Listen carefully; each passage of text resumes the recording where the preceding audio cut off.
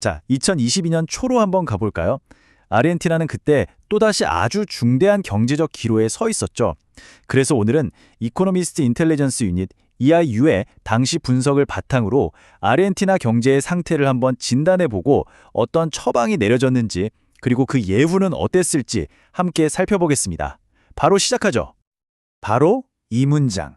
이게 아르헨티나 경제를 정말 한마디로 요약해줍니다.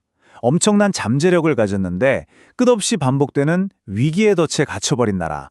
이게 바로 우리가 오늘 깊숙이 들여다볼 거대한 아르헨티나의 역설이라는 겁니다. 자, 그래서 오늘은 이런 순서로 한번 살펴볼게요. 먼저 아르헨티나의 역설이 뭔지 알아보고 당시 위기를 진단한 다음 IMF라는 처방을 뜯어보고 그 예후와 더 큰 그림까지 차근차근 짚어보겠습니다. 네, 첫 번째 파트, 바로 아르헨티나의 역설입니다. 도대체 뭐가 이 나라를 이렇게 모순적인 상황에 빠뜨린 걸까요? 이거 좀 보세요. 1950년 이후로요, 전체 기간의 무려 3분의 1 이상을 경기 침체 속에서 보냈다는 겁니다. 그러니까 이 호황, 불황, 죽이라는 게 그냥 교과서에 나오는 말이 아니라 말 그대로 아르헨티나 사람들한테는 그냥 삶 그 자체였던 거죠. 이렇게 좋은 조건을 다 갖추고도 제대로 나아가지 못하는 겁니다. 자, 그럼 이제 두 번째 파트, 진단으로 들어가 보겠습니다. 2022년 초를 기준으로 아르헨티나 경제가 보였던 심각한 증상들 한번 짚어보죠. 51.6%. 와, 이게 상상이 되시나요? EIU가 예측했던 2022년 물가 상승률입니다. 이건 그냥 숫자가 아니에요. 내 월급 가치가 그냥 반토막이 나고 기업들은 투자를 멈추고 경제 전체가 그냥 마비되어 버리는 정말 가장 고통스러운 증상이었던 거죠.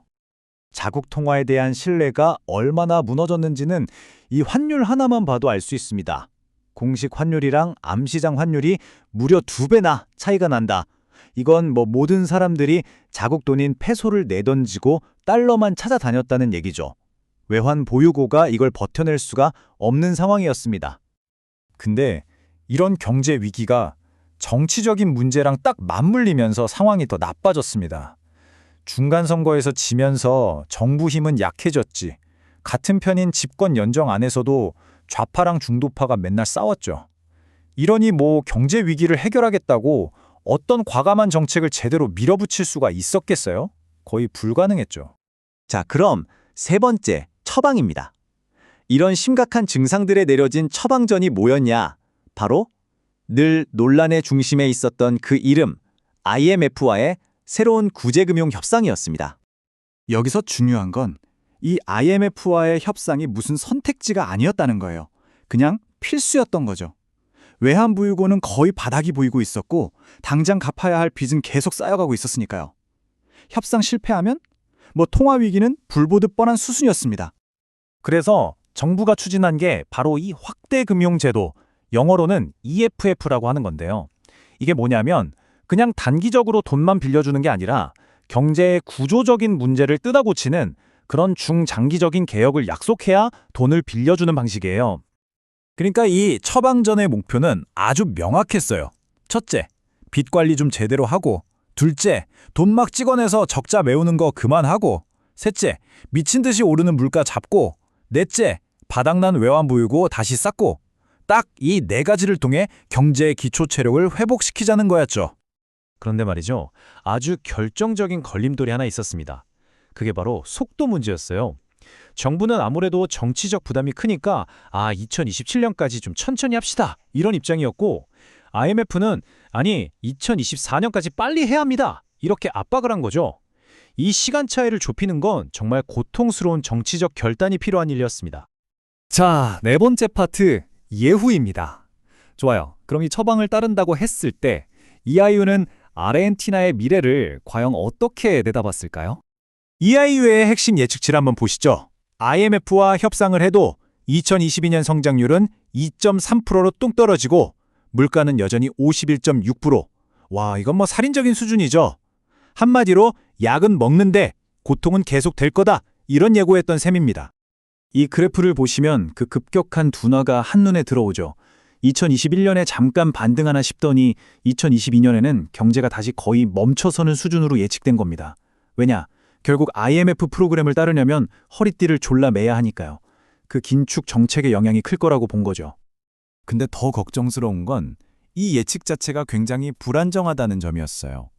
EIU는 경제 불균형을 해결하지 못하거나 IMF 돈을 확보하지 못할 확률, 그리고 그 파급력 모두 매우 높음으로 봤습니다.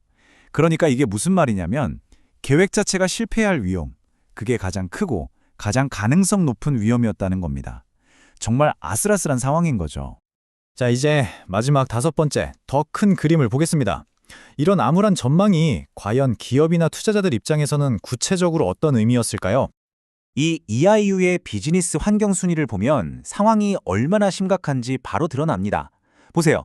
세계 순위가 8계단이나 떨어져서 82개국 중에 71위예요. 이건 사실상 기업하기가 거의 불가능한 환경이라는 신호죠. 아니, 왜 이렇게 순위가 낮을까? 그 이유는 명확합니다. 우리가 지금까지 이야기했던 것들이 다 여기 들어있어요. 만성적인 경제 불안, 도대체 예측이 안 되는 세금 정책, 정부가 수시로 시장에 개입하는 것, 그리고 내 재산을 제대로 보호받을 수 있을까 하는 그런 의구심까지 전부 다 기업들의 발목을 잡고 있는 거죠. 자, 오늘 분석의 핵심 내용을 정리해 보겠습니다. 아르헨티나는 엄청난 잠재력을 가지고도 반복되는 위기의 굴레에 갇혀 있습니다. IMF라는 처방은 꼭 필요했지만 그 과정은 저성장과 고물가라는 엄청난 고통을 동반할 수밖에 없었죠.